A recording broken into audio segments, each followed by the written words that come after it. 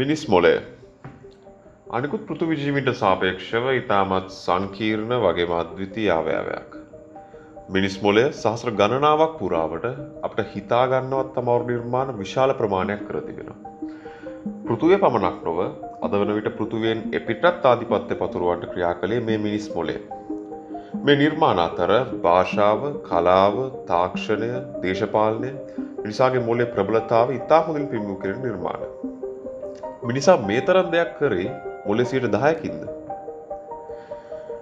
පෘථිවි ජීවීන්ගෙන් සියල්ලන්ටම වඩා වෙනස් වූ ප්‍රබල මොලයක් මිනිසාට තිබෙනවා. මිනිසාට පසු සිටින බුද්ධි මට්ටමින් ඉහළ සතුන් වන චිම්පන්සීන්, අලින්, කපුටන් වගේම ඩොල්ෆින් මත්ස්‍යයන් අරගත්තත් අපි අතර ලොකු පරතරයක් තිබෙනවා.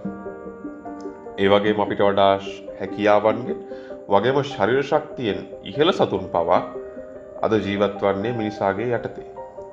අපි මුලින් බලමු අනෙක් සතුන්ට වඩා මොකක්ද මිනිස් මොලේ තියෙන විශේෂත්වය කියලා. ශරීර ප්‍රමාණය මොලේ ප්‍රමාණයට අනිවාර්යෙන් බලපාන සාධකයක්. සාමාන්‍යයෙන් තල්මසෙකුගේ මොලය කිලෝග්‍රෑම් 9ක් පමණ වෙනවා. අලියෙකුගේ මොලය කිලෝග්‍රෑම් 5ක් පමණ වෙනවා. නමුත් මිනිස් මොලය කිලෝග්‍රෑම් 1.5යි. ඒ කියන්නේ මොලේ ප්‍රමාණය ශරීර ප්‍රමාණය මත තීරණය වෙන සාධකයක්. ඒ වුණාට මේකෙන් කියවෙන්නේ නැහැ මොලේ ප්‍රමාණයෙන් විශාල වීම බුද්ධිය උසස් වීමට හේතුවක් කියලා. ඇත්තටම මේකට හේතුව හොයන්න නම් අපි මුලින්ම දැනගන්න වෙනවා මොලේ ස්ට්‍රක්චර් එක. ඒ කියන්නේ මොලේ හැදිලා තියෙන විදිහ. මිනිස් මොලය නිර්මාණය වෙලා තියෙන්නේ 10%ක් නියුරෝන වලින්. 90%ක් ග්ලයල් සෙල්ස් වලින්. නියුරෝන කියන්නේ ස්නායු පද්ධතියේ පණිවිඩ හුවමාරු කරන සෛල වලට. අපි කරන ඉතා සරල කාර්යයකදී වුණත් නියුරෝන හරහා පණිවිඩ විශාල ප්‍රමාණයක් සංසරණය වෙනවා. උදාහරණයක් විදිහට මතකද අපි මුලින්ම සබතුලියස් එකක් දාපු දවස. හරිම අමාරුවෙන් කරපු වැඩක්. එදා ඒ වැඩේ කරද්දී අපේ නියුරෝන හරහා සිග්නල් පාත් එකක් හදාගන්නවා. ආයි දෙවෙනි දවසෙත් අපි ඒකම කරනකොට ඒ පාත් එකේම ආයෙමත් සිග්නල් එකක් යවනවා. මෙහෙම ටික දවසක් කරනකොට මේ නියුරෝන පාත් එක තහවුරු වෙනවා. ඉතින් ඒ විදිහට තමයි ටික දවසක් යනකොට අපි කරන දේවල් වල අපිට පහසුවක් දැනෙන්නේ. ඒ වගේම ඒක පුරුද්දක් බවට පත් වෙනවා.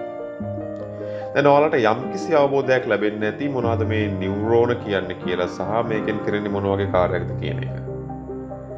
මේ නියුරෝන වර්ධනය මිනිසා කලලයක් අවදී ආරම්භ වෙනවා. ඒ වගේම අවුරුදු 2 පමණ වන විට මේක ඉතා අඩු වෙනවා. අවුරුදු 10ක් තුල මේක සම්පූර්ණයෙන්ම නවතිනවා. මේ ආකාරයට මිනිස් මොලේ නියුරෝන බිලියන 100ත් බිලියන 85ත් අතර ප්‍රමාණයක් තිබෙනවා. වඳුරෙක්ගේ නම් මේක බිලියන 56යි. එතකොට මේ ග්ලයල් සෙල්ස් වලින් කරන්නේ මේ නියුරෝන වල කාර්යයට සහාය දක්වන එක. ඒ වගේම ඒවට අවශ්‍ය පහසුකම් සපයන එක. අලුත උපන් ළමෙක් හරිම කුතුහලයෙන් තමයි බලන්නේ. මෙයාලා ගොඩක් වේගෙන් ගොඩක් දේවල් ඉගෙන ගන්නවා. ඒ මෙයාලාගේ මොලේ නියුරෝන වර්ධනය වෙන කාලය නිසා.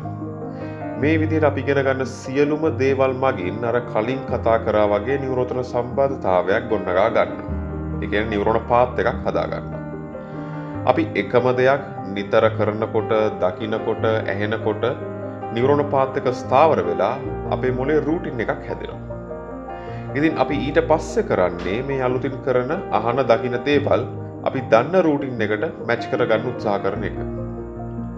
අපි ටික ලොකු වෙද්දී මොලේ අලුතින් රූටින් සදාගන්න මැලිකමක් දක්වනවා. අපිට එන ප්‍රශ්න වලට අපේ මොලේ රෙඩිමේඩ් උත්තර තියෙනවා. ඒවා අපිට ගැළපෙන්නේ නැති වුණාම අපි කතාවට කියනවා out of the box හිතන්න කියලා.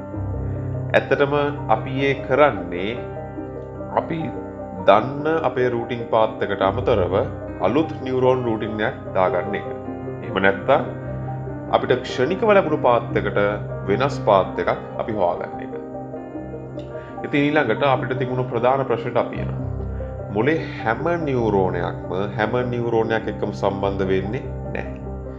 හැදෙන්න පුළුවන් උපරිම සම්බන්ධතා ප්‍රමාණය 10%ක්, බොහෝ විට 16%ක් වගේ ප්‍රමාණයක් තමයි ගොඩනගෙන්නේ. ඇත්තටම අපි හැමෝගෙම නියුරෝන සංඛ්‍යාව සමාන වුණාට මෙන්න මේ නියුරෝන අතර සම්බන්ධතා ප්‍රමාණය වෙනස් වෙනින්ද තමයි අපි එක එක්කෙනාට සාපේක්ෂව වෙනස් බ්‍රේන් කැපැසිටිස් අපිට තියෙන්නේ. දැන් ඕගලන්ට තේරෙනවා ඇති ඇයි තා කුඩා මොලයක් තිබිලත් මිනිසාට ඊට වෙනස් ගමනක් එන්න පුළුවන් උනේ කියලා. ඒකට හේතු උනේ මොලේ ප්‍රමාණය නෙවෙයි. මොලේ නියුරෝන ප්‍රමාණය හා ඒවා අතර තියෙන සම්බන්ධතා ප්‍රමාණය. තව දෙයක් තමයි සතෙකුගේ මොලේ බ්‍රේන් ෆන්ක්ෂන්ස් වැඩි වෙන ප්‍රමාණයට මොලේ පරිභෝජනය කර ශක්ති ප්‍රමාණයත් වැඩි වෙනවා. ඒ කියන්නේ අපි ගන්න කෑම වලින් ලබා දෙන ශක්තියෙන් 20%ක් ලැබෙන්නේ අපේ මොලේට. ඇත්තටම මේක සුනකයෙක් ගෙනත් 5%ක්, ඒ වගේම වඳුරෙක් ගෙනත් 10%ක්. ඒ වගේම මිනිස් කුඩා ළමයෙකුගේ ගත්තොත් මේක තවත් වැඩි වෙනවා. එයාලා ගන්න ශක්ති ප්‍රමාණයෙන් 50%ක් යන්නේ ඒගොල්ලන්ගේ මොලේට. ලදරුවෙක්ට නම් මේක 60%ක්. ඉතින් ඔයාලට තේරෙනවා ඇති මොලේ කොතරම් වැදගත් අවයවයක්ද කියලා. කොටින්ම ඔයා කියන පුද්ගලයා කියන්නේ ඔයාගේ මොලේ. ඔයාගේ පර්සනැලිටි එක, ඔයාගේ හැකියාවන්, ඔයාගේ ආශාවන් මේ හැම දෙයක්ම තීරණය කරන්නේ ඔයාගේ මොලේ. ඒ කියන්නේ ඔයා කියන්නේ ඔයාගේ මොලේ. හොඳයි. අපි දැන් දන්නවා අපි අපේ මොලේ මුළු ධාරිතාවම පාවිච්චිට ගන්නේ නැති බව. හැබැයි ඇත්තටම මේකෙන් කියවෙන්නේ නැහැ මොලේ අපි භාවිතා නොකරන කොටස් තියෙනවා කියලා.